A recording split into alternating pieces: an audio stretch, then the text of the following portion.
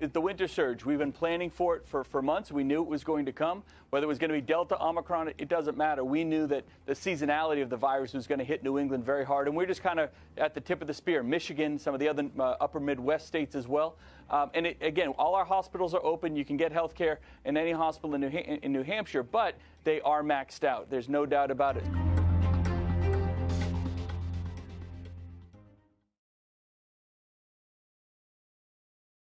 Good morning and welcome to Washington Post Live. I'm Jackie Alemany, a congressional correspondent and author of the Early 202, the Post's early morning newsletter. My guest today is New Hampshire Governor Chris Sununu. Welcome back to Washington Post Live, Governor Sununu. Oh, well, thank you very much. Great to be here. I love your cupcake back there. Oh, thank you. That's a first. My cupcake is very famous, so I appreciate it. Let's talk about the latest surge of COVID that's hit your state. What percentage of new cases is due to the Omicron variant? Virtually all of them at this point. The Omicron variant has really taken over the majority of cases about 2 weeks ago. We really dealt with a massive Delta surge in the winter as we hit November and December. It was one of the reasons why New England was one of the last to see the Omicron surge as it really hit the South in late December and early January, slowly kind of made its way up and is now our predominant. Well over 90% of our cases are Omicron, which is important because how you deal with the virus is a little bit different. You still want the testing and vaccines and boosters, but the big thing I think a lot of people don't realize is the traditional monoclonal antibodies for Delta do not work with Omicron. So you need different antivirals that are available, extremely limited because it's so new. Every state is kind of begging the federal government for as many as they can possibly get. But how you treat folks that are dealing with Omicron is a little bit different. And obviously, you know, the level of sickness, the way the contagion is moving through the populations, that is a little different as well, which can sometimes change your strategy in terms of managing it from a community level as well as within your healthcare system. Right, and you have voiced concern about the hospitals in New Hampshire being maxed out on resources. Where do things stand right now with the current hospitalization rate? So our hospital numbers really peaked out in late December. They're still very high, without a doubt, but we have anywhere between 375 to 420 people in a hospital on any given day, on average. And it's been bouncing at that number. It's a very, very high number. I think in our previous surge, the highest it ever got was just over 200, something like that. So we're really double anything we had ever seen before. The issue, if I can just take folks back a little bit, remember, managing COVID as a whole is all about ensuring you have access to your hospital system, all about ensuring that the system does not get overwhelmed. So that's why we focus so much on hospitalizations and fatalities. The other big issue is I think a lot of folks don't understand a hospital bed for COVID is not equal to a hospital bed for anything else. And what I mean by that is when you're in the ICU for COVID, on average, 4, 5, 6 weeks, sometimes for individuals. You can get a quadruple bypass surgery and be out of the hospital in 4 days, right?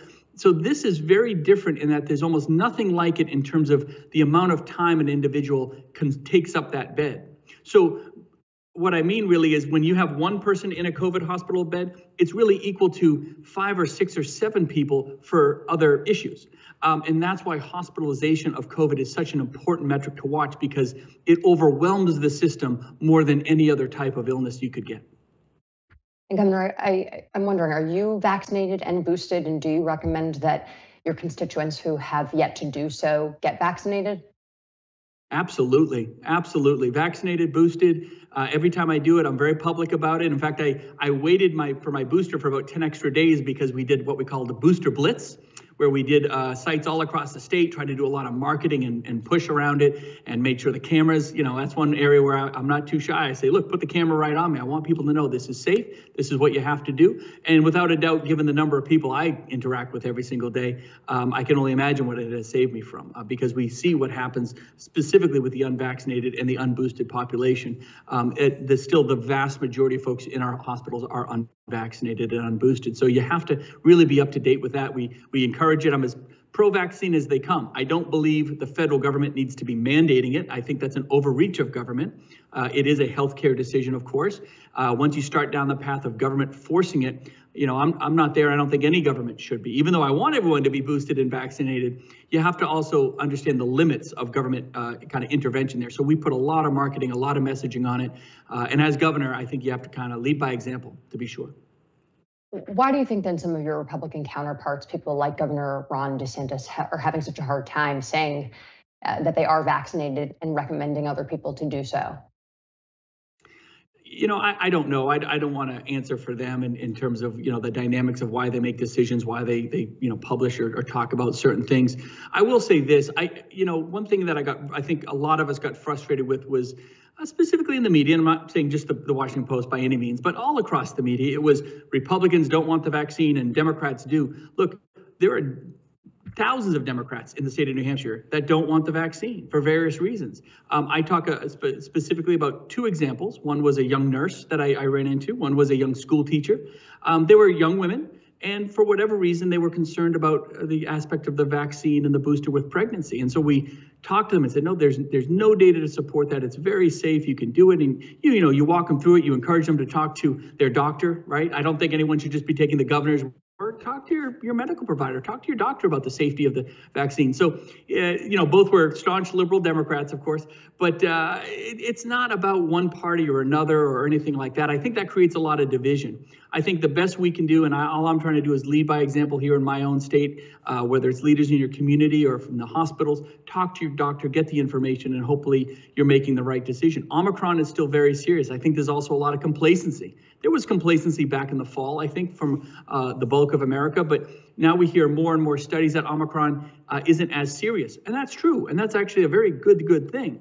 But it's also 3 to 4 times more virulent, which means it moves much easier throughout the community. So a lot more folks are going to get it. It's still very dangerous for folks that have the elderly, or if you have diabetes, if you're overweight, if you have all these other potential medical conditions or morbidities that can kind of co-linger with Omicron, it's still creating a very dangerous situation, which is why the hospitalizations are so high. We are not out of this. Are we on the back end? I hope so. Are we going to see our numbers start trickling down in the near future? I really believe so.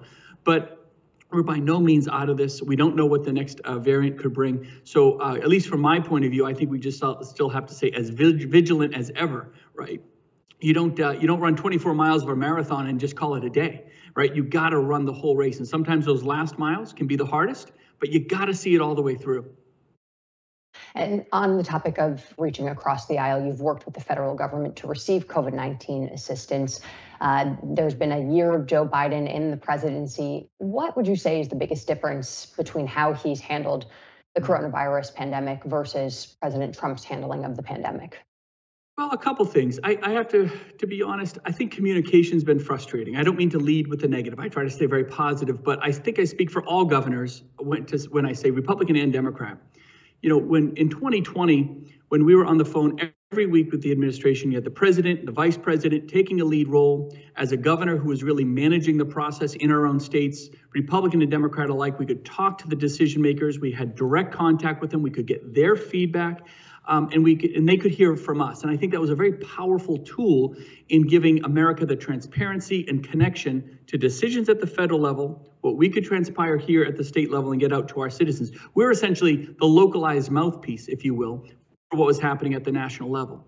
We don't really have that anymore. I think of all of our calls, we do a weekly call on COVID. I think the president and vice president have participated in 2 of them in the past year. That's frustrating. Now, they have good people at the White House. Don't get me wrong. They have managers and all of that. We talk to Dr. Fauci almost every week. We talk to the CDC almost every week. But to not talk to the final decision makers, there's a barrier there. And you want to make sure that the questions we have, the concerns that we have, not just as governors, but what we're hearing from our communities is being truly relayed all the way up the chain to the decision makers that ultimately move things forward. So the very tough communication, to be sure. Each of the administrations has a bit of a different approach. Again, the former administration was more state-centric. I think this administration tries to control everything much more out of Washington. There are some benefits and some downsides to each of those, but I think communication is probably the most frustrating difference that we've seen. Is there anything that you've asked from the Biden administration that they have yet to provide? Boy, that's a great question. Yeah, I think the biggest thing we talk about on those calls is sometimes there's just confusing messages, right?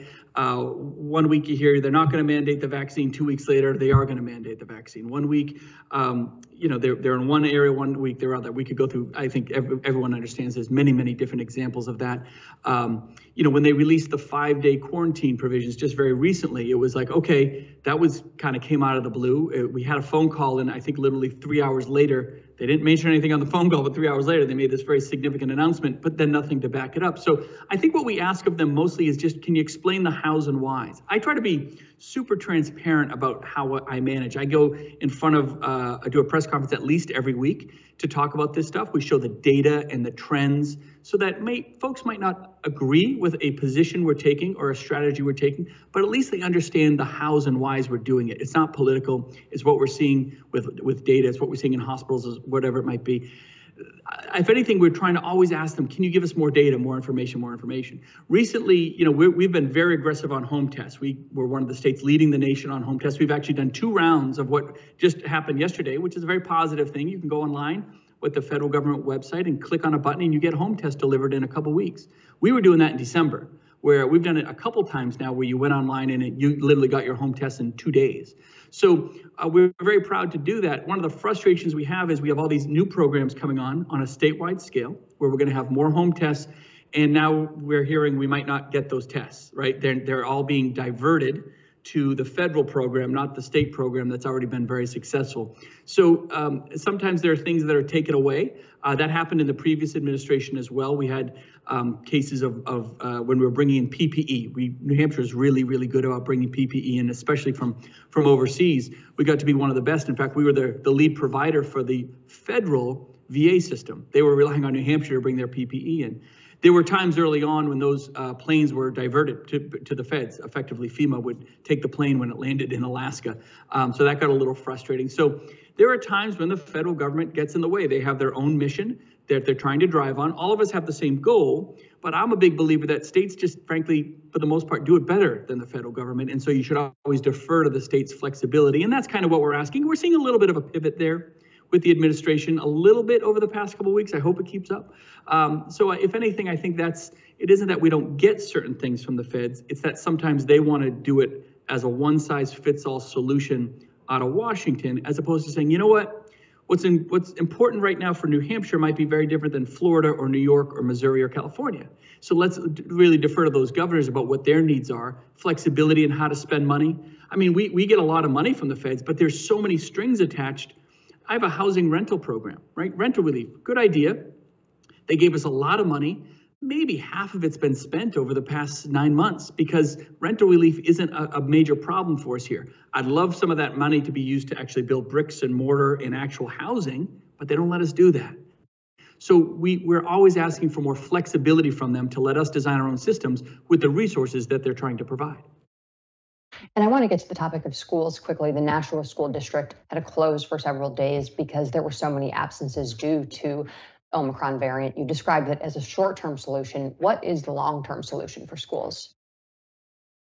The long-term solution to schools is to run your school as if it was pre-pandemic, which means flexibility. You want to put a mask order in? Of course, that's perfectly fine. You want to put in certain stipulations? That's fine. But kids need to be in school. Now, in that case, and there's been a couple cases where if teachers are out because a lot of them have COVID and they're working through their quarantine provisions and isolation, if school students can't be kept safe within the school system, if there's not enough substitutes, whatever it is, then yeah, you have to make those days up, of course.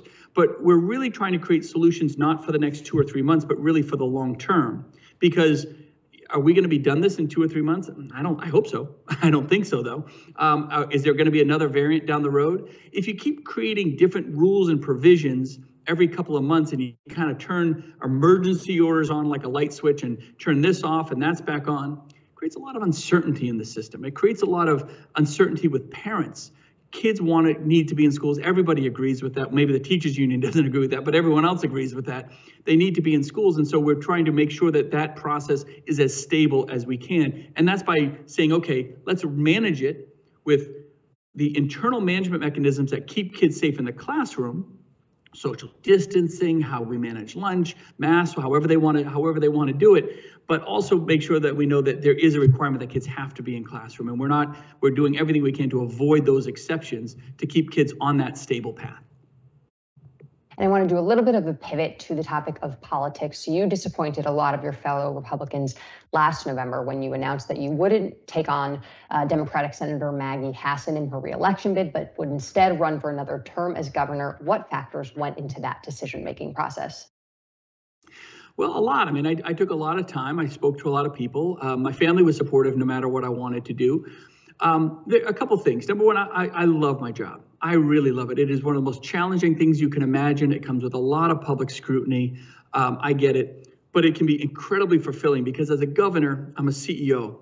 I can get things done. I mean, we've rebuilt and redesigned our system to deal with the drug opioid epidemic, and we're getting some of the best results in the country. We're rebuilding our mental health system, and we're transforming how we deal with kids and behavioral health and mental health in our schools and classrooms at a direct level. And to see those systems get designed, work through the bugs, if you will. I'm an engineer by trade, so I understand no system is ever designed perfectly. That's an incredibly fulfilling thing for me to do and to work one-on-one with communities and individuals and kids and businesses to create opportunities for them. You don't do that in Washington. That's not my gig. Nobody does it. Democrats don't do it. Republicans don't do it. They are often all too satisfied with just stopping a process. They're all too satisfied with just being either the party of no if they're in the minority or being a roadblock. And sometimes when they have control as well, they don't do enough for my liking either side. And I think there's no higher ground there. I think Democrats and Republicans are equally to blame for that. It is unfortunately the malaise of Washington. As a governor, I get to do it. And I'm not term limited out. Former Governor Rick Scott of Florida, tremendous governor, tremendous guy, he was term limited out and he wanted to keep serving his state. And I give him so much credit for that. So he went to the Senate. And I think he has the right mindset and he is the right champion to slowly change the mindset of the U.S. Senate. I'm not term limited out. I can run again in 2022. I can keep serving my citizens, keep getting stuff done, and keep getting results. And that's what it's about. If I'm going to go through all this public scrutiny, I've said before, I'm damn well going to get something done and get something to show for it. And I'm very proud of that. Doesn't mean people agree with everything I might want and what I'm trying to do. Doesn't mean I can get everything I want. I still have to work. I've worked with Republican legislatures. I've worked with Democrat legislatures. But at the end of the day, we always get stuff done. We always cut taxes. We always create more flexibility regulatorily wise. And we're designing these new systems, which for me is very exciting.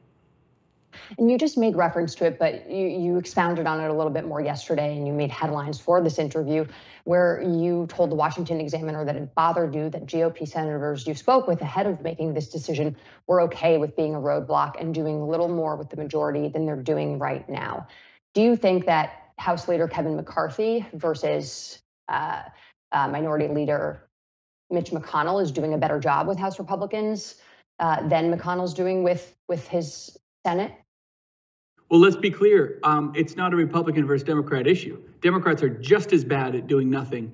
They wanted to roadblock everything Donald Trump wanted to do and the Republicans wanted to do in 2017 and 2018.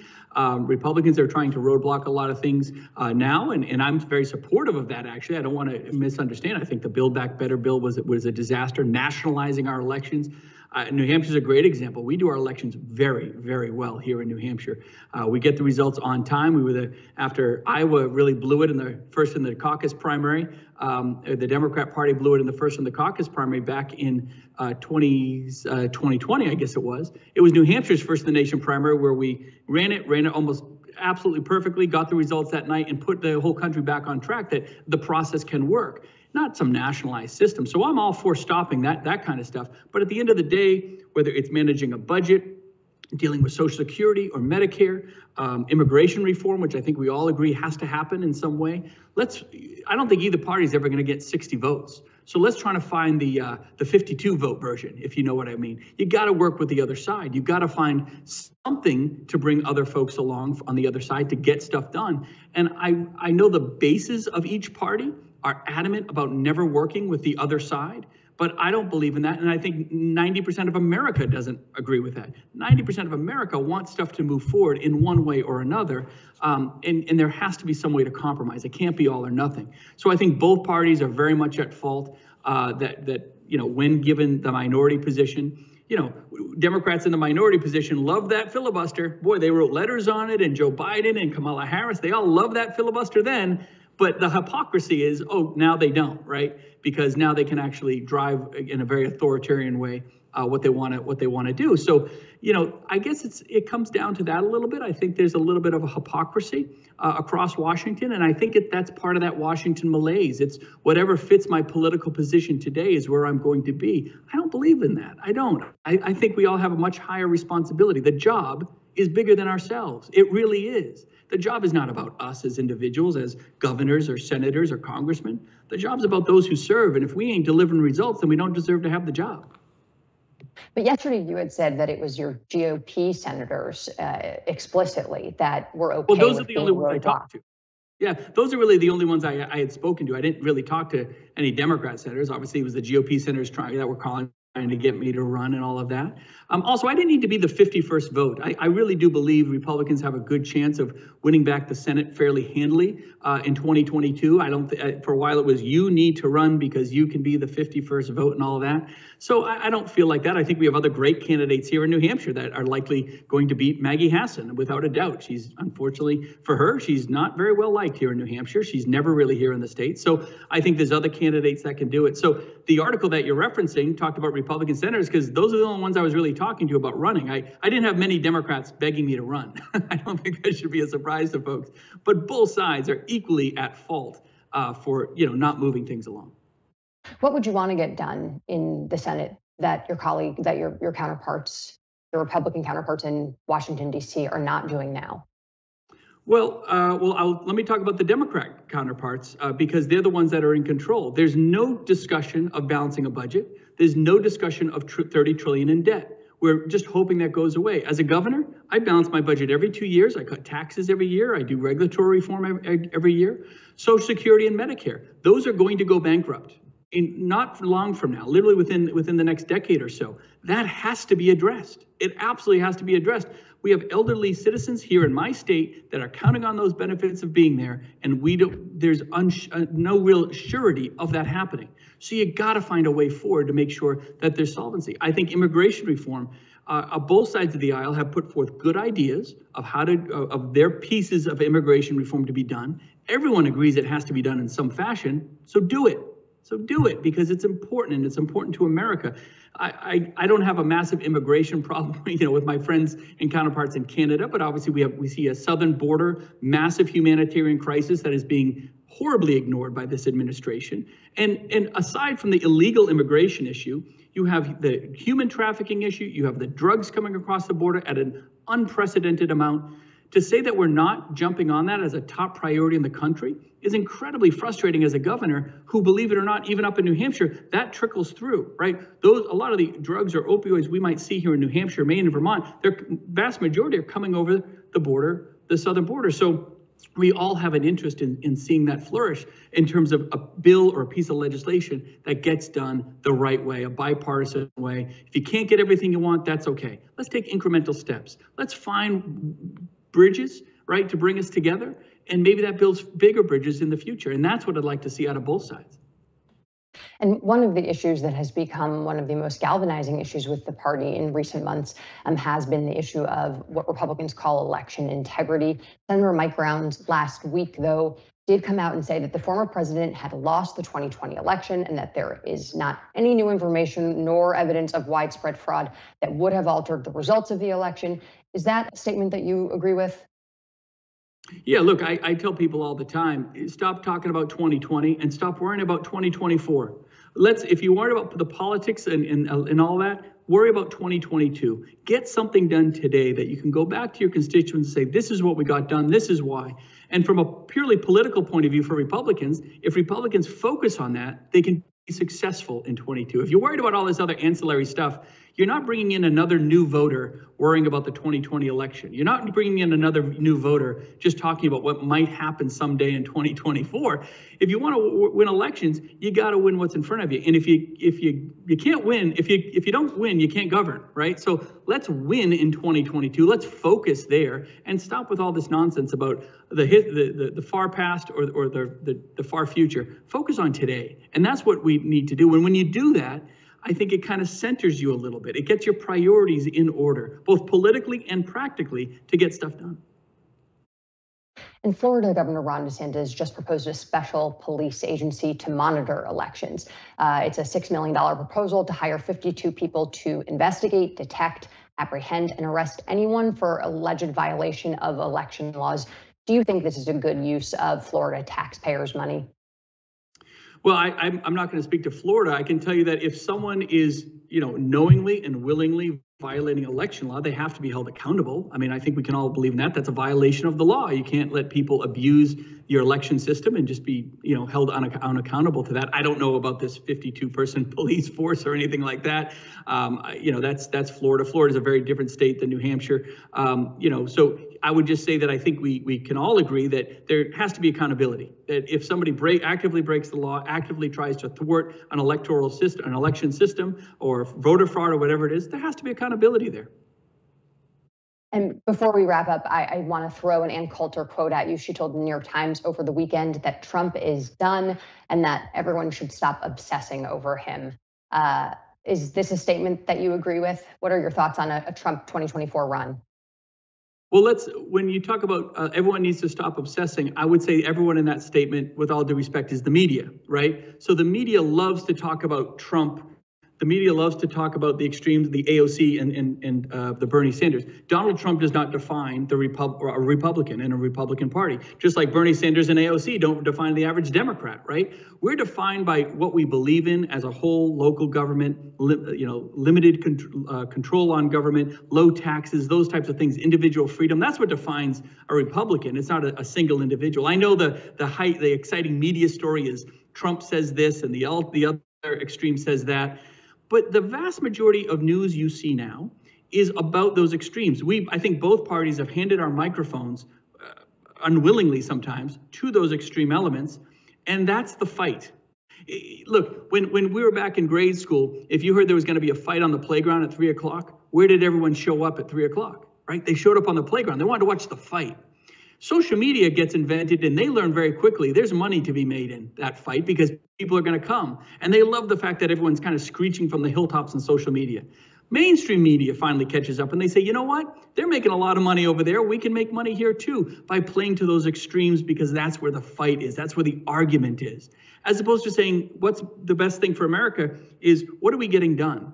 Let's look at some positive things. I'm not saying you just ignore the fringes, but yesterday's news of that statement that Ms. Coulter said is more, I think, about the news aspects of it. The average American isn't focusing on Donald Trump and Bernie Sanders or AOC and Joe Biden. They're really focusing on, can we have a job? Are taxes getting lowered? Do I have more financial freedom and individual freedom? Do I have the ability to make choices for my family and where my kids go to school? And those are everyday issues that really affect people's lives 99% of the time. And that's why, as a governor, I love being governor, because I can affect those things really impactfully, I think, for families in a very positive way. So, I just think that yes, as we get into 2022, you'll have more candidates. Folks are running for Congress, they're running for state office. Those candidates have to stand on their own merits. It's not just, the news isn't no longer just about the fringes.